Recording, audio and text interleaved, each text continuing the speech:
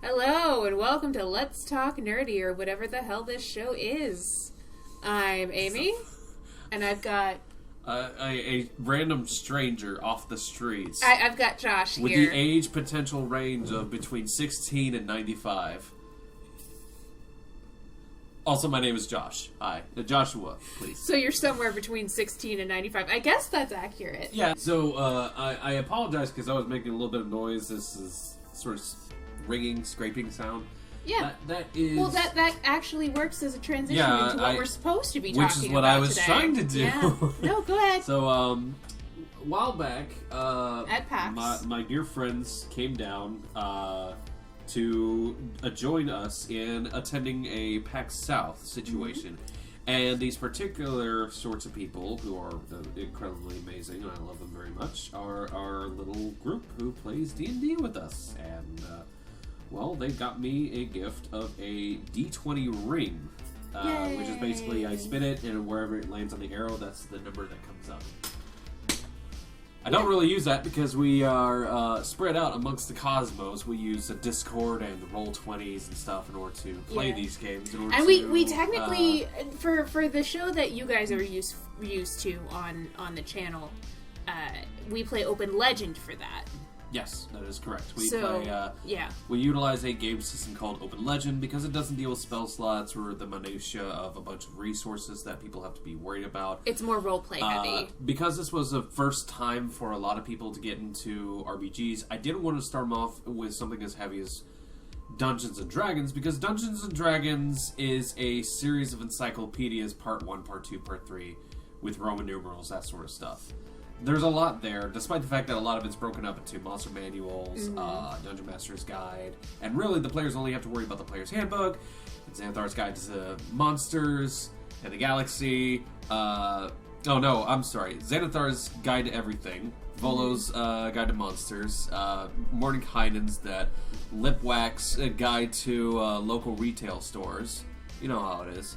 There's a lot of books out there and a lot of expeditionary stuff, and Open Legend kind of makes it so that you can have a more base thing like this system works for any sort of thematic setting. It's up to you to make your mind up for stuff. Yeah, and you were running something that was your creation. It wasn't. Yes. It wasn't like with D&D where they have Descent into Avarice or Baldur's Gate, the Baldur's Gate stuff, and all that other good stuff. Yep. This campaign that we're currently working our way through, if you haven't seen it, it's a show called Roll to Die. Our current campaign is called The Power to Rise. It is a game that takes place on the continent of Verkalius, mostly around the city-state, basically a giant, like, almost New York City, like, maybe not New York City size, but like a big fucking city with giant towering walls, as many of my players refer to like bossing say in order to get around. Yeah. As for what happens there is a series of culminations of basically old, ancient, forgotten things starting to rear their ugly head after a horrible calamity and trying to strike at the world in some ways.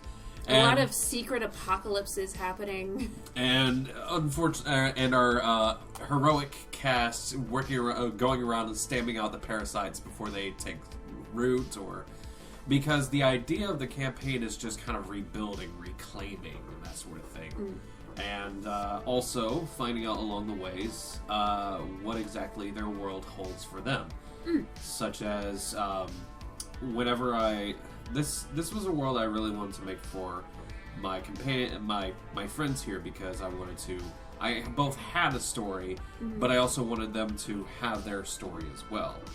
So, what would you think is, from a DM standpoint, what is like the most important thing to remember as a DM in your experience of doing this for a relatively short time? It's been only about over a year. Years. Yeah, it's been 2 years now? Has it been 2 years now? Yes. Wow. So you've been DMing for about 2 years. What do you think is like the most important thing to remember for somebody just starting? Okay. There's a lot of things that a DM has to worry about. One of those things is the rules. No matter what system you're playing. I'll build up to like what I think the most important thing is. Okay. But for the rules, don't worry about it too much. Get yourself a basic grasp, but have the rules on standby in case you need it, and don't be afraid to make things up on the fly. If you need to correct something later on, make sure everyone's okay with it later. 2, there's a lot of the world building and stuff like that, and guess what? You can make up more stuff on the fly. You can run modules, you can run other people's stories, and see how players like that stuff. There's a swarthy amount of content available for a lot of things. For instance, if you're running Curse of Strahd, there's a particular introduction that's called Death House. I have seen on DM's Guild a particular alternative introduction called The Legend of Mr. Bonaparte, which is a more humorous introduction to Curse of Strahd. So if you want to run vampires and gothic horror with a more campy, hilarious sort of feel, that might do you a little bit better. Look it up on DM's Guild. It looks pretty good. As a flaming skull man going, hello! Or, sorry, how do French people say hello? Bonjour. Guten Tag!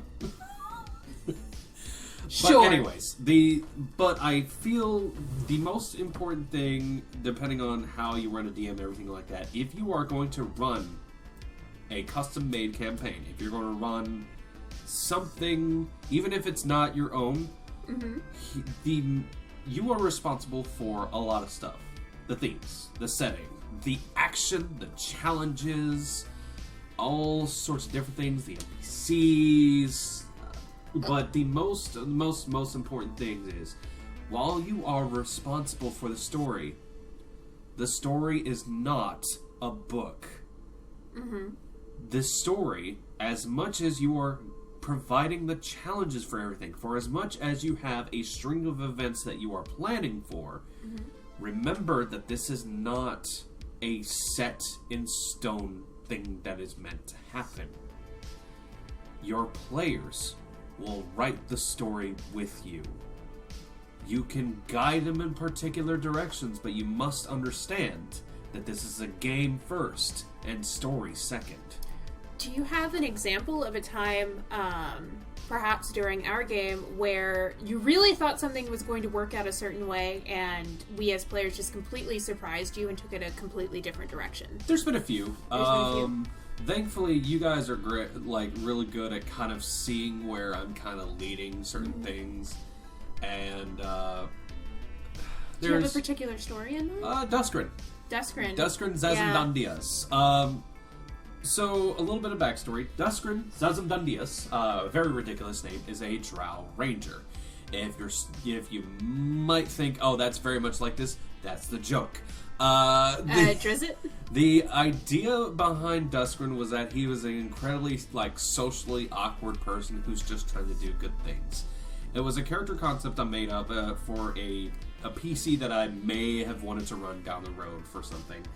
And as a small, easily throwawayable character, I created him and put him into a particularly challenging adventure that I ran the party through, which was the labyrinth found underneath the Drow mountain that housed the original Alliance people to shelter them from the calamity.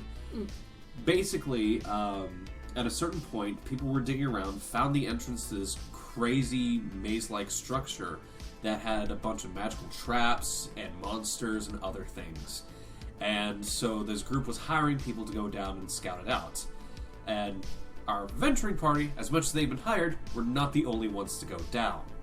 They met a couple of different creatures and things that helped them out. But I think the biggest kind of signifying thing that happened was when they entered a room where a basilisk lay. Well, a basilisk cockatrice combo sort of situation. The reason why I did it this way was because I read some cultural things, and a lot of real world stuff pointed towards chickens, and I thought that was more funny. I didn't know cockatrices were also a thing, so I just combined the two. Yeah. But the idea was the players would enter the room, and I didn't want to blindside them by having one of them petrified, because these guys are level 2. That would be rude. So instead, I they all enter a room with running water and food and a few other things, and I notate to them that there are statues dotted around this area with red carpet leading from one door to the other. And there's a message that says, "Please wait for the king," which is a reference to the monster. Anyways, the doors fly open on the other end of the room, and this young man comes stumbling in, who is Duskrin. They don't know him just yet. But he basically tells them that there's this giant mechanical monstrosity that has been basically pushing its way through this maze of tunnels and everything. And that's not hunting down an infestation. No, that's something else. We had run into that earlier, and we were not in a hurry to see it again. Mm-hmm. So this drow approaches them, and by this point, our party is very familiar with the fact that drow are actually... Well, the majority of the drow that they have met so far have been friendly. They've been peaceful because of a certain thing that happened. Blah, blah, yada, yada. Drow are good guys now. In this version of the world, drow are more accepted. Yes. In the timeline, there are reasonable explanations as to why this happened. In any case. So, Duskrin stumbles in. Doesn't even have the chance to introduce himself just yet. He just points behind him and goes, "Don't go that way." And... the party attempts to convince him, try to get information from him. They try working on a few other things. And Duskrin, in his mindset at that moment, is basically kind of cowardly giving up on whatever he's doing down there. We never actually asked him what he was doing down there. You did not. We did not. No. I'm just realizing that now. This is now one of our trusted and most loved NPC allies, so yeah, I just was thinking, I'm like, we never asked him why he was down there. I guess we just assumed he was part of another party that was doing the same work we were doing. Well, truth be told, he actually was a part of another party. He just, got separated from everyone else and figured, you know what, he should probably just make himself a swift exit. And seeing as you guys look to be fresher than his old party was, he basically saw the door you guys had came through and started making his way towards it and caught an eye full of basilisk stare. He did. So this dark elf stumbles to the room, says, "You don't want to go that way," and in an attempt to go the other way, gets turned to stone. And and that was supposed to be the end for him, you said, right? A hilarious fight ensues. Yeah. And the heroes thankfully managed to slay the beast, the chicken that turns people to stone, by going bark and looking at them. Mm-hmm. And they immediately get concerned with this dark elf that has turned to stone. Specifically, my character, Zeph, was really worried about him. So, I was ready to hand wave it off as he's been turned to stone. That is a shame, but that's the adventuring life. Womp womp. You are level 2 guys. There's not a lot you can do. However... But what did Zephyr start doing, though? No, the other players asked if it was possible that this particular form of petrification, that with the level that this beast was at, was it capable of fully petrifying permanently somebody? Mm-hmm. So I went to the rules, and I looked over everything, and I deliberated in my head and tried to figure out exactly what... the concept could be, and I started making rulings with myself. One of the things that I've been running throughout this campaign is, despite the fact that all these ancient evil and horrible beasts and everything are rearing their ugly heads, this is still a brand new world where many things are finally coming back and hopefully attempting to gain their former strength. Mm-hmm. And I ruled that this particular basilisk, who doesn't exactly have the best, does have access to fresh water and food and that sort of thing, may have had some of its power wane over the course of the years and the years and the years that's been stuck in this sort of situation, because this labyrinth is constructed this way so that it can hold the monsters or replace them. Mm-hmm. So over this long sort of years of however this basilisk got here, its petrifying stare has maybe gotten a little weaker. This was a young specimen. A party of level 2 adventurers managed to take it down. I determined that without the constant state of this chicken staring at the man would have kept it from being permanently petrified. The team had dealt with it so swiftly that eventually Duskwin started to unpetrify slowly over the course of some time. And it also didn't help that somebody decided to just waterboard him during the process. Okay, can I walk through my logic? I saw that there was, like, water, and I was like... And Zephyr was like... She's 18-year-old teenager new to adventuring. She's just like, well, maybe this is here for a reason. Not thinking it's here to feed the basilisk. She's like, maybe this water will unpetrify someone. So me and Phony, it wasn't just me, okay? So me and Phony go grab the cups and start just dumping water on this poor guy, thinking, okay, this is now helping. Maybe is it working? Is it working? And the first time we dumped water on him, you had described that he had started to unpetrify a little bit. So we were like, holy shit, it's working. And so we just kept, like, dumping water on him. I had tried to clarify that he was starting to petrify before the water had touched him.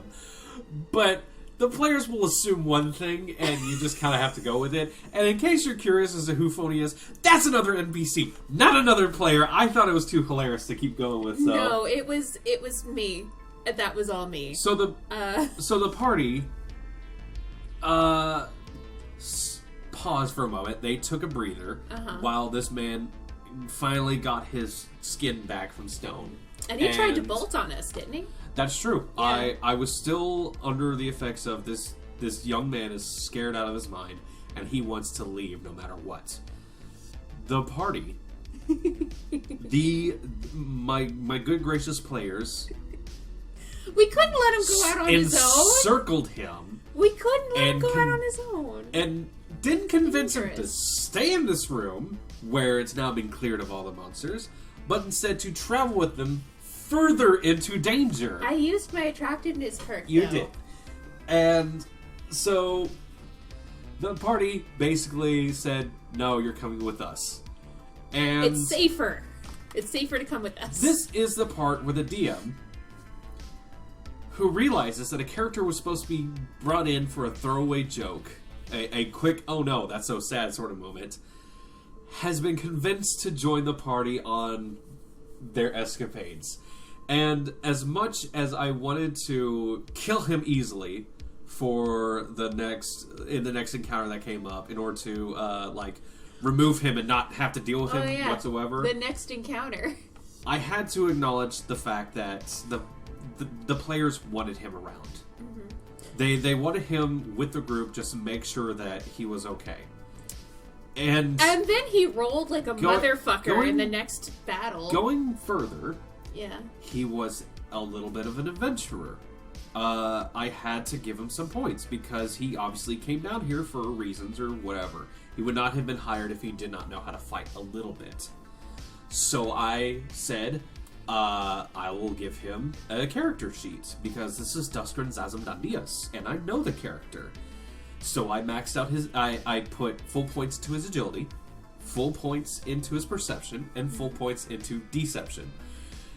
Because at this point I was like, I'm just going to make another very soft-spoken drow character.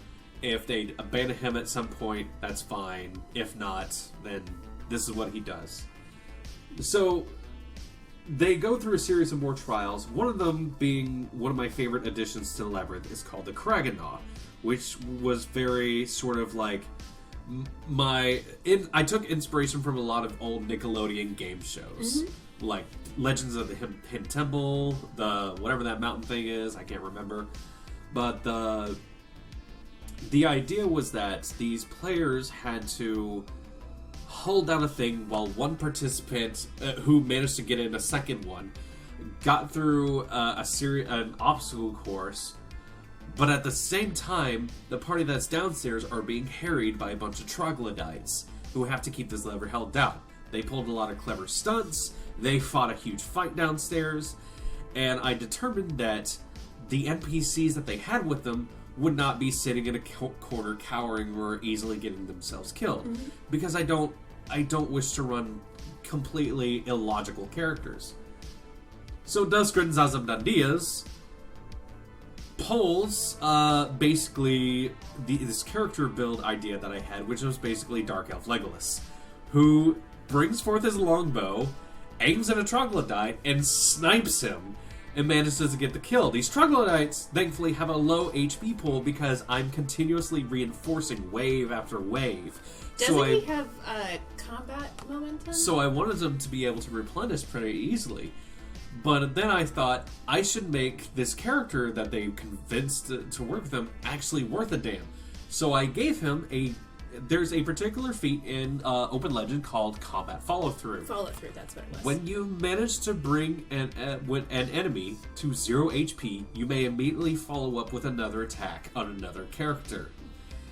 So Dark Elf Legolas, Duskren Zazamdandias, draws forth his bow, snipes a dude, drops it to 0, and everyone watches as this drow that they convinced to stick with them goes and downs 4 more guys in rapid succession. I think that was the moment we decided we were going to keep him.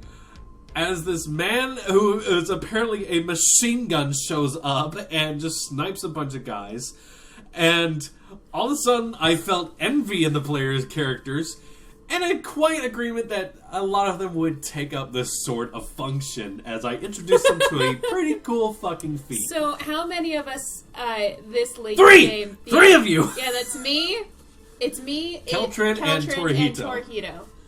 We all have that, and some of us have both combat momentum and combat follow-through. Mm-hmm. Combat which means momentum allows you to move your base speed to another target. Mm-hmm.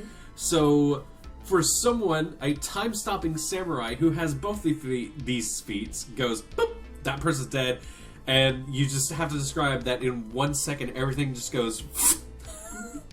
And then you have Keltrin, who is a dragonborn sniper wizard. Yep.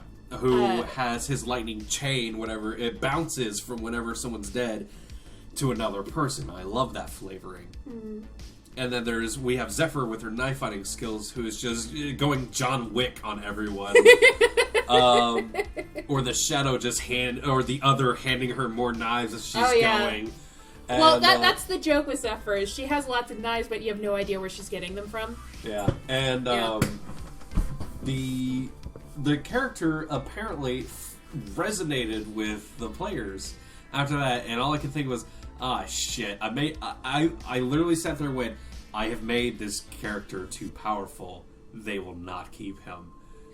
We had the opposite reaction. We had, we gotta keep this motherfucker around. So the following bits of combat were I targeted my own NPC at that point because the monsters realized that boy is killing way too many of us. We need to get him. We straight up protected him. And the characters that the players made sure that no NPC died on their watch. And it was a harrowing fight, but they managed to complete the challenge and drive out the troglodytes. They even killed their leader within this battle before he could escape, and that drove them off for the rest of the adventure. They get all the way to the bottom. They manage to fight the huge beast. They make more friends on the way. By more friends, I mean the giant robot who turned out was infected with a huge, crazy shadow spider thing. He's now the bouncer at our tavern, but that's a different story. Who basically utilized his functions to bring about the Warforged back into the story as well. Because everyone was so interested in that, and I was like, okay, that's possible. There are so many things that the players do that inspire more things that happen down the story, and that's the important thing. So, for instance, Duskren, who basically has told them, I am looking for a particular thing that'll help me. The player character said, if you come with us and help us, we can help you. Well, not only that, when we made it out of that labyrinth situation, when we came up, the cops were literally standing there, and apparently we're looking for him. And one of our other players, Finn, looped his arm. Well, that's the other thing, is we were trying to get in good with the guild, and Finn thought he was doing Duskard a solid by saying, like, oh, and this guy was a big help, too. He was like, have you met my friend? And he says the whole, every time we say it, we have to say the whole name. Dandelion. None of you have ever pronounced it correct, by the way. Did I say it right? Zazamandias? No. No, how the fuck do you say his name? I've said it correct every single fucking time! Unless it's an NPC who still doesn't know how to say it. But he literally introduces him to the sheriff, and... To be quite honest, Finn did this to distract her from the kobold, who was attempting to hide something. That, too. But yeah, we, long story short, we protected him from the cops. You saved him, you kept this boy alive throughout the whole dungeon, and I went, shit, now I have to give him backstory. I have to give him a reason for being down there. I have to do this, and I... Between sessions of them beating the challenge and like defeating the whole adventure and getting out of there, I had to go, right, okay, Duskard, what are you about, my dude? And now he's so much a part of the group that he's an actual official seeker. He's an official part of our officiated party. into the party. He has become he is my joke character for being the wallflower whenever a conversation are just happening, and because he has such high perception, he just keeps noticing things that people talk about. Like when somebody's secretly a dragon? Yeah, when someone's secretly a dragon and mentions it casually to the party, and he's just sitting in the back going, I'm sorry, what? Yeah. Just casually bring it up later. When everyone went, wait, was Duskard there the whole time? I went, you don't know. Because even I forgot that he was there. So, just... Know that if you want to sit down and start DMing for people, as much as this is your story, you're writing this for a very special group of people, and they are also writing this with you. Don't anticipate you know every step of this adventure, because the player characters, the heroes of your story, might take an alternative route. You might think that they need to find the forgotten stone sword of Alagor and bring it to the high peaks of Mount Durandar and hold it aloft at a precisely 3:12 o'clock in the afternoon. At a 45-degree angle. And as long as the weather is only lightly cloudy, the sun will strike it in such a way that it will bathe you in a golden incandescent glow that allow you to turn into a flying spaghetti monster. I don't know. If your heroes decide that they want to build a big fucking cannon instead, go with the players. Think of how the cannon could work. Maybe the cannon is actually pretty good.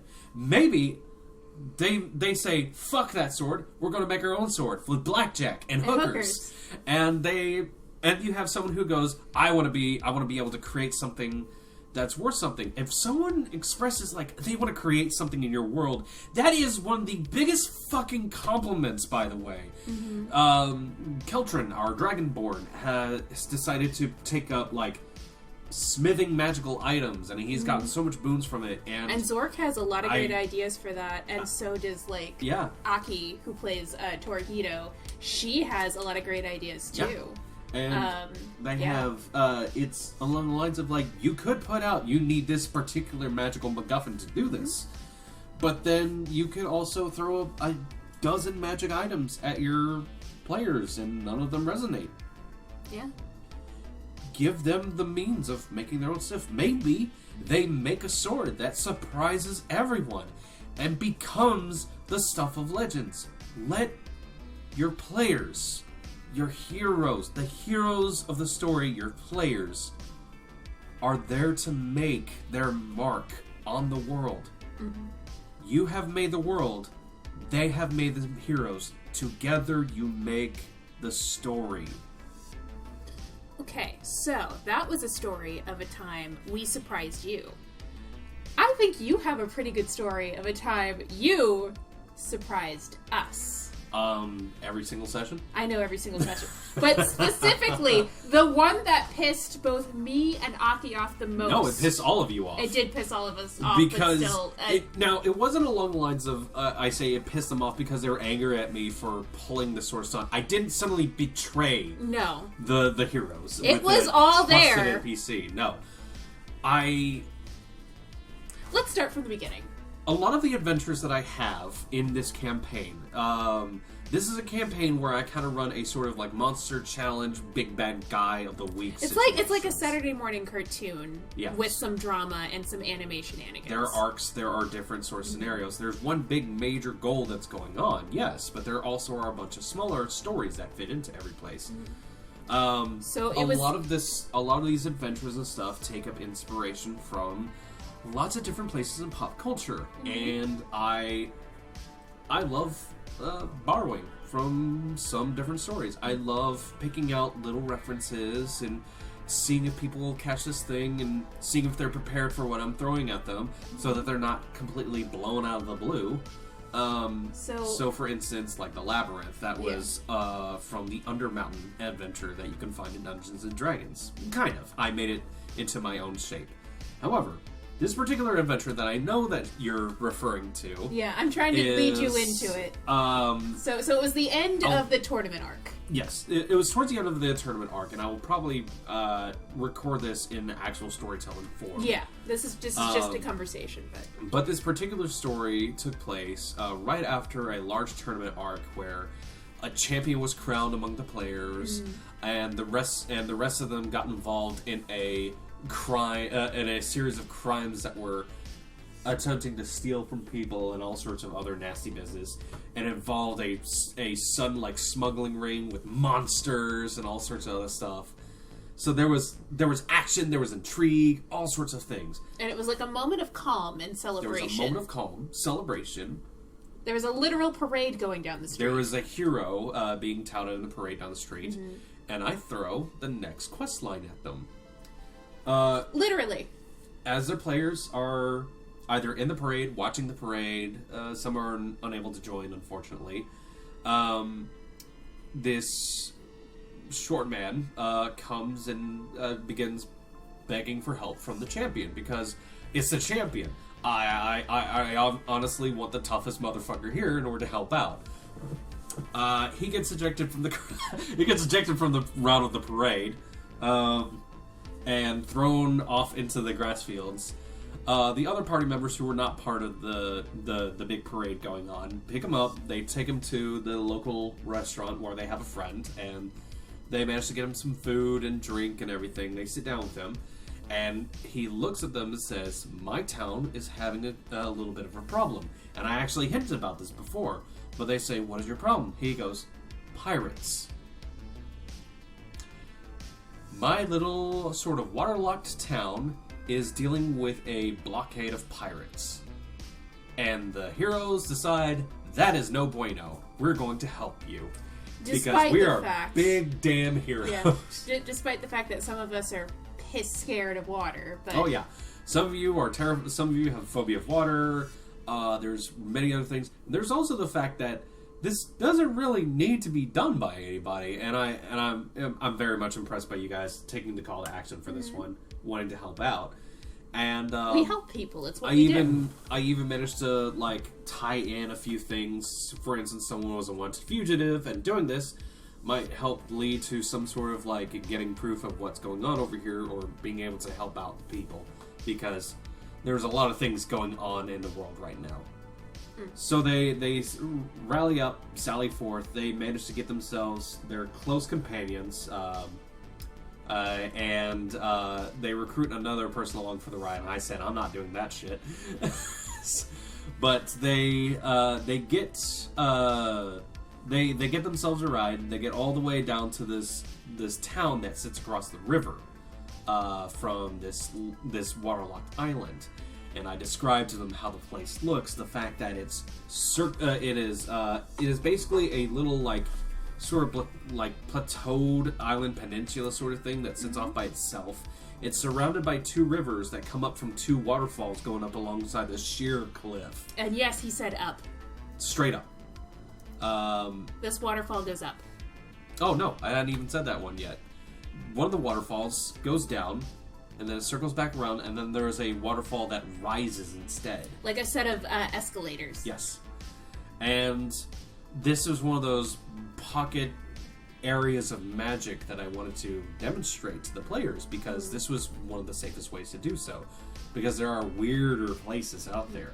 It's not that magic has disappeared from the world, it's just it seems to be concentrated in certain places and absent in others. Yep, magic is weird in this universe. And so them finding this, it really boggled some of their minds, and I describe how the water's sweet, and it's constantly running around this area. And out in the sea, the Bay Area, they can see a smattering of pirate ships. They have all different sorts of sails and colors and stuff. We're just sitting outside the town. There's no ongoing gunfire or anything along those lines. Now, we had to cross over to get there. That's true. And to do that, we had to go through the pirate brigade. So the players find out that within the next couple days, there's going to be a heavy fog that rolls in. And it's going to be there for a few days.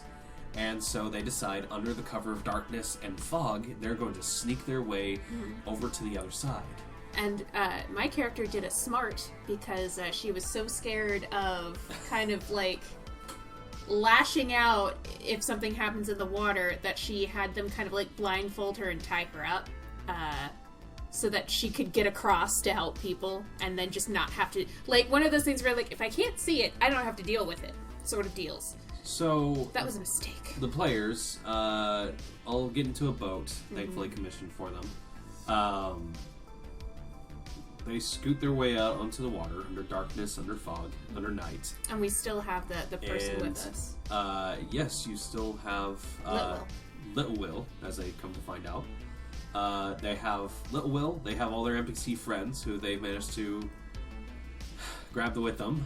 Which they at have this point is phony and a tie-up girl, and Relly. Relly did come with us. I forgot. And a few other things, and because you wanted to have sure that your officer was nearby, so that you could clear your name if need be. Relly's Zephyr's parole officer. Long story. Anyway, so you all get to about halfway through the blockade when your stealth rolls fail. A lot of failures hard, and I determined, okay, someone noticed that something's going on in this direction. Because I didn't want to outright hard fail them right off the bat. So I had them roll again. More failure. Something has taken notice about this, and they're starting to make their way over. Rolled one more time, and they failed yet again, and that's when the pirates found them. A boat full of men, very paranoidally ask what they're doing out here. They start making up stories about this way, that way, or the other. They're not sure what to believe because these men are scared out of their minds. The genius that is one of particular players had not read the functions of a magic item I produced to him, and decided to throw a magic item. It's kind of like a grenade sort of situation that inflares aggression in creatures and has them fight whoever they're aggravated towards. What is it called again? It's called a fight starter. The fight starter.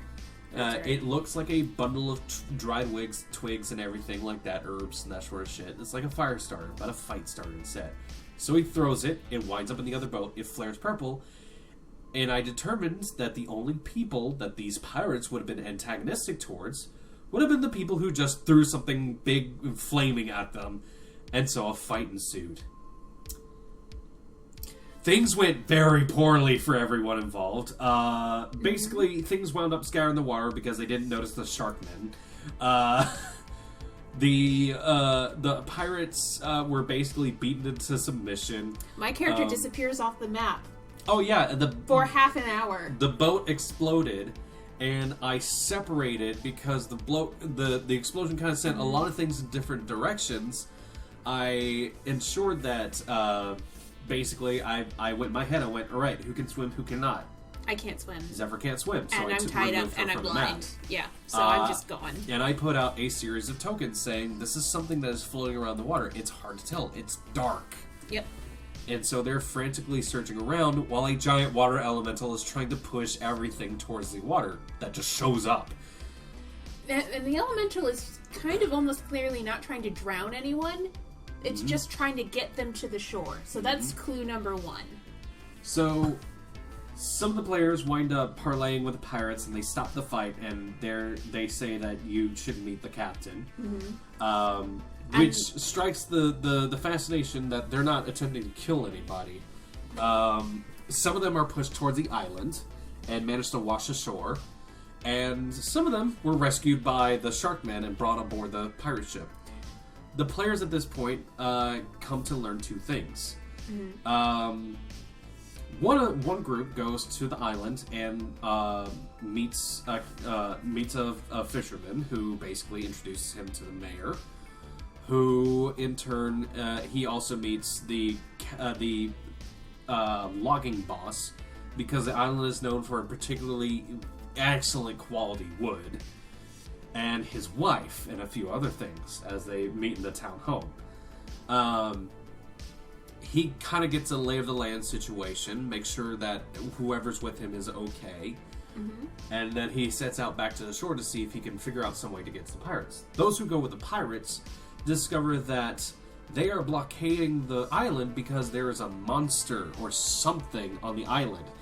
Because the man who introduces himself as a captain says, I'm actually the first mate. The captain is still out on the island somewhere, and I think he might be dead, because... And he gestures over to this one gentleman who's sitting in the corner in a fetal position. This is the only survivor. Also, before we leave the boat, we went downstairs. The pirates, in order to make sure the players were more than willing to let some of the supplies they bought to feed people to the pirates.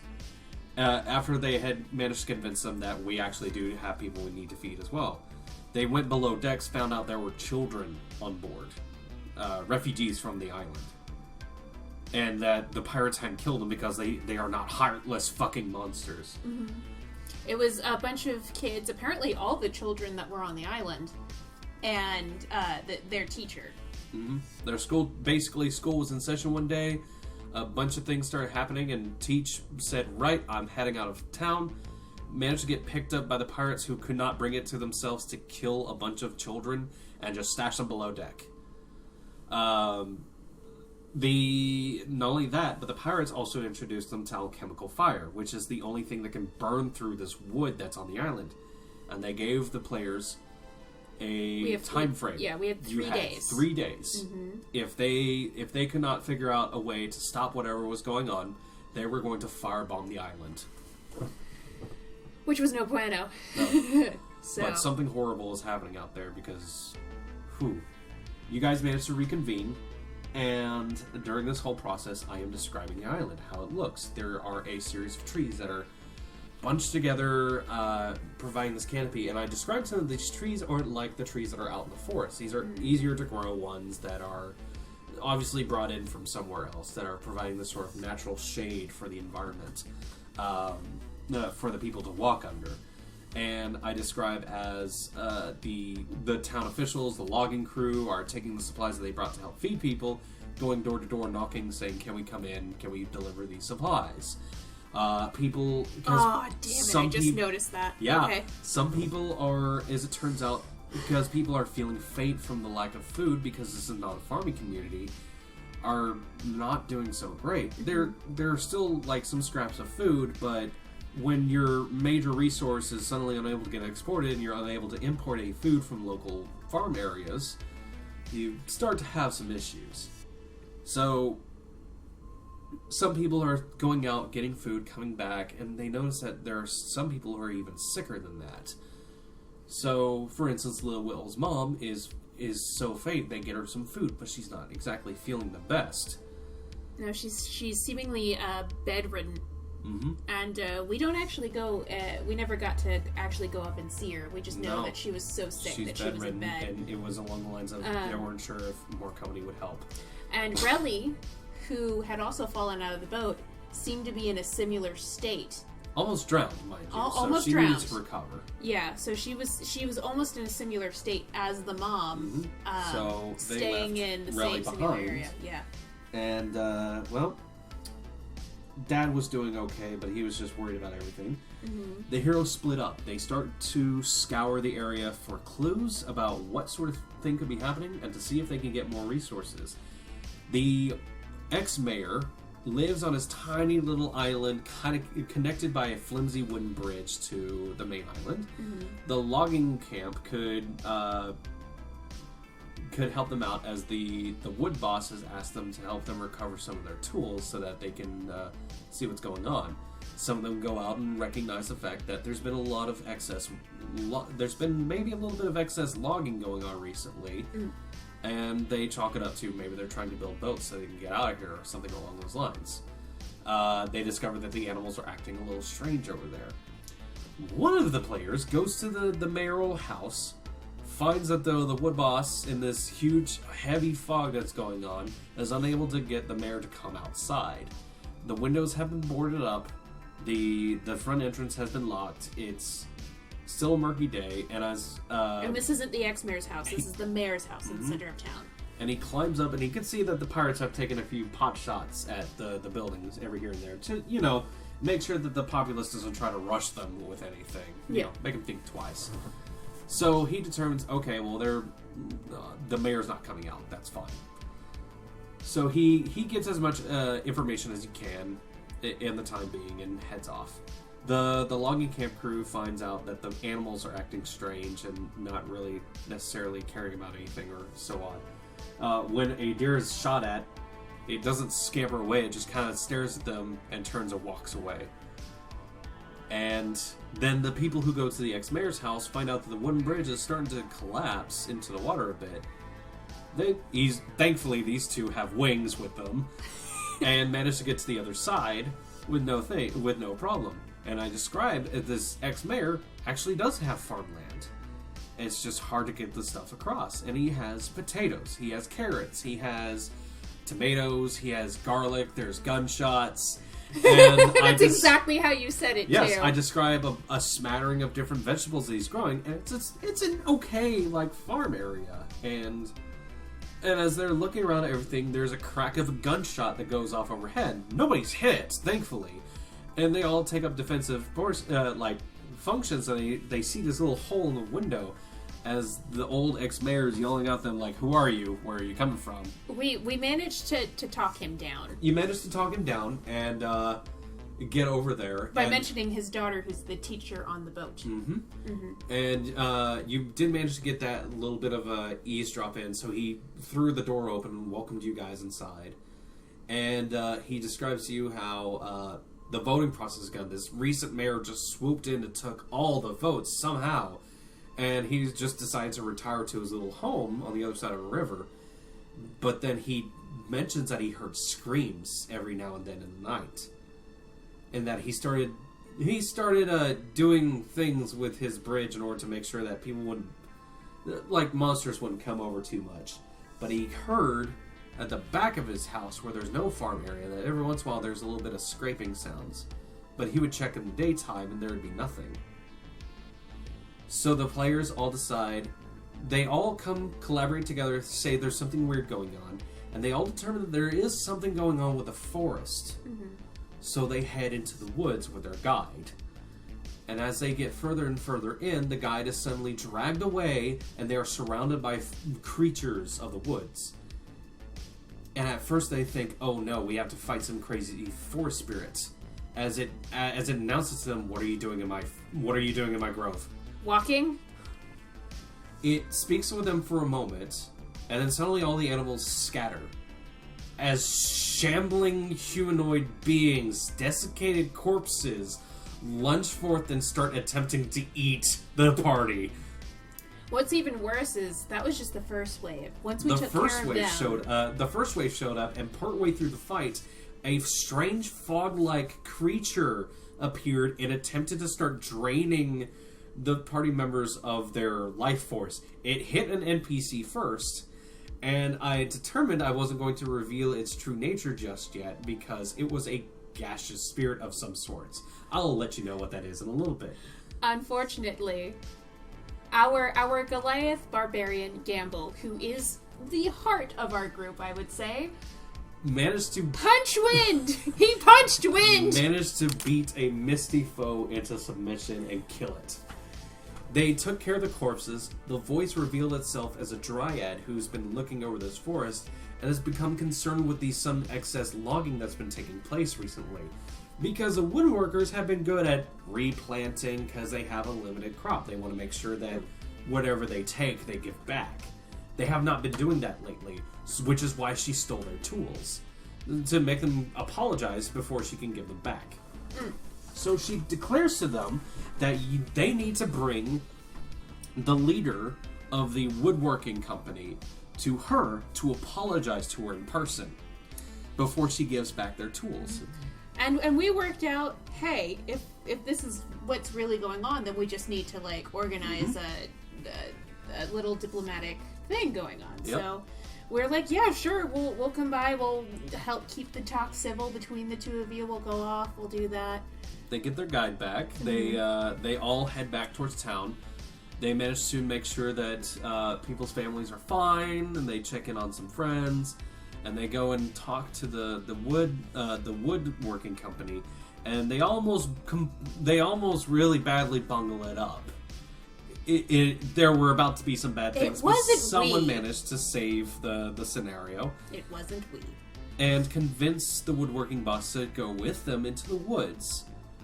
But he brings along several of his friends. He basically, it was the verbiage used to get him to come with us. It was basically one of our party was like, hey, so I need you to come with me completely alone into the woods. Like now. Like you don't have a choice. Like you're coming with me now to go into the woods by yourself. Yeah. And it didn't go over well. So these woodworkers all kind of group up. They come with the party out to the woods, back to the site where they had just slain those creatures. Those bodies were still on the ground. Yes, the bodies were still on the ground. As the woodworking boss starts accusing them of bringing them out here to murder them, they notice that the dryad looks down at this man.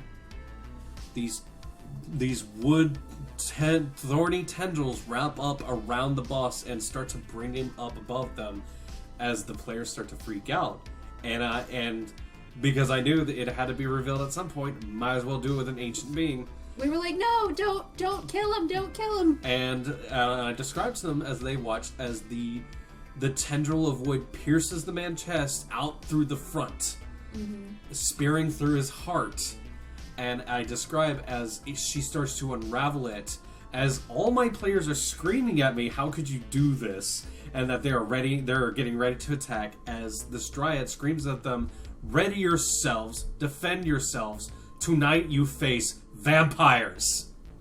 And all of us were pissed. Stunned silence. And then suddenly everyone went, "No!" And then followed by, "It is vampires. It's always been vampires." Yes. The garlic. People asking permission to come in. The foggy weather. The mayor shutting trees. Himself up. Mm-hmm. The shamblers at night. The sun and swift change in the electoral votes for this new mayor. Mm-hmm. The inability for them to cross the water. Mm-hmm. Everything, this entire landlocked little island was designed to run a vampire scenario. And because I didn't give them Transylvanian accents, it surprised the fuck out of everybody.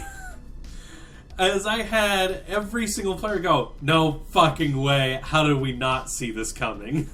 I think what pissed me off most was the garlic, because you mentioned it and you followed that up with gunshots, so we completely forgot that he was growing garlic, and that's why he was seemingly safe from whatever was going on. So yeah. We did eventually beat the vampire in that scenario. Yeah, you, thankfully the party availed themselves against the vampire spawn that they were suddenly stuck in the middle of the woods with. Didn't kill the one guy who actually still was human, thankfully. They rush back to town with the sudden information that they are dealing with a vampire lord in their midst. A maybe less powerful one, mind you. And they start trying to piece together all these different things that led up to this. They get explanations of what vampires are. They feed on the living. They drain their blood. This is why people are appearing sick. They have to be invited into people's homes. They do this, that, the other. That mist monster that attacked them was a vaporized vampire still clinging to life somehow. These blood-drained corpses were attacking them because they had only base functions and acted like zombies. The fisherman was not a fisherman. The fisherman that they came to find out was not a fisherman. He was actually the pirate captain that was missing. And as they went and of course they all determined it's obviously the mayor. They went and confronted the mayor in his home, and they found out that they had their friends and their friend's mother, being held hostage against their will. And then we beat the shit out of him. And then you completely clowned him, and I thought it was hilarious because that was so cathartic for everybody. We beat the fuck out of him. And then they find out that he wasn't the real threat. Nope. His wife was. The actual vampire master. Yeah. Revealed herself, dominated one of the party members, set him to kill everyone else, and made her escape out through the front. And that was an important moment in the campaign in general, because we're still feeling the effects of running into this person. The captain, thankfully, with a sudden shake-up in the chain of command, is able to have enough of his mental faculties to fight back against the influence and decapitated the other vampire he was with, and warned them of the danger in their party. After they managed to resolve that situation, he asked them to bind him and tie him down so he couldn't attack them. He explained that this is the true nature of what they're doing with all the woodwork. They're not trying to build boats. They're trying to build a bridge or a dam. So that they're this using all can this get excess out and spread. woodwork with all the strong wood to stop the rivers so that they can cross to the other side and have freedom. So they managed to confront this woman at the upgoing river. They watch as she starts to create the dam with telekinesis. And before the water can even fully drain from the riverbed, the players fire off a flare. The pirates come in streaming from one way. The animal creatures of the woods come running out the other way. Oh yeah, because we had worked out a deal with both Sycamore and the pirates to attack this bitch. And with the army of vampires that they had suddenly had to split their attention to all these groups. The party engaged the vampires and the vampire mistress and managed to pin her to the ground. However, the vampires, true, actual, ancient vampires, are much harder to kill than a lot of the new ones. We were trying to stab her with silver through the heart, and it wasn't working. She was still kicking. Staking her through the heart only paralyzes her, unfortunately. And she was still using her focus, her magic focus, which was this fan, and to do stuff. So it was like, thankfully, shit, what are we gonna do? Everything comes full circle as the party is offered a token from the pirates and summoned the giant tidal elemental that had pushed them to the island to kill a vampire mistress with its ass. Yeah, we had the tidal elemental sit on her. It was nice. A lot of things came from this fight. A lot of stuff happened, but I still will not forget the sheer sun realization of my players as I fooled them, as I had continuously fooled them with a classic Hollywood monster. God damn it. It was vampires all along. It was vampires. It was always vampires. And this was an adventure that I had been cooking up since the beginning of the campaign. This was something that I was like, I want this to happen. I don't know if it'll happen, but I really want this to happen. And I love you guys so much for taking every single little hook I throw your way, because I get to run these fun scenarios and see how you react. Because if you hadn't helped out this guy, I would not have been able to have this perfect story of fooling you all with one of mankind's oldest mythological creatures. Because, yeah, we didn't have to go with Lil Will. We really didn't No. have any motivation to do so. As a matter of fact, we had more motivation to stay and resolve a few issues we had. And there's been other adventures since then. There's been plenty of other surprises, but not like a lot That's of your them favorite? a lot of them pale in comparison to it's always been vampires. The hints were all there. And throughout the whole adventure, I didn't say, "Oh no, this person's going," and like bearing their fangs at you or creeping around the darkness, because that's not logical.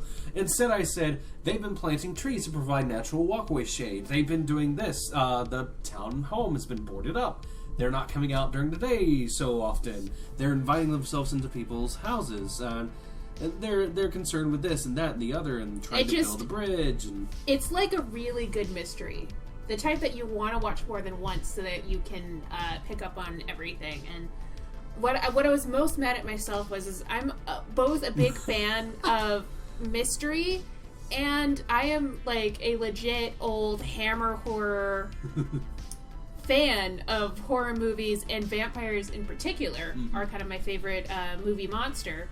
So, yeah, I was a little pissed, but it wasn't at me. Or it wasn't at my DM, it was at me for not picking it up. But it was clever, and it's definitely one of my favorite stories to have come out of this so far. Yeah, this felt like the equivalent of setting up a series of dominoes, of Legos or something, in front of a live audience, and then just, like a magic trick, just revealing the truth behind everything. And just watching as sudden onset realization happens. I still can't get over. I cannot that I managed to pull such a good mystery out of everything.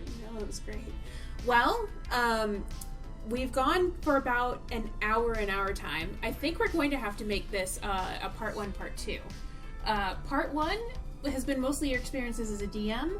Okay. I'm going to stop this and start back up, and then we'll do. Player stuff. I want to talk about from the player's perspective. Okay. So, this is going to be the end of part 1. We love you, and we'll see you next week with Remember, part 2. if you want to DM for people, know that the players matter, that their fun matters, that you need to be able to create a story for them. Your fun also does matter as well, but know you're all here to have fun.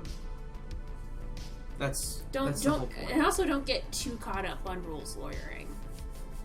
Rule of cool things every once in a while. Stay safe, be safe, love each other. That's it. Bye! Bye.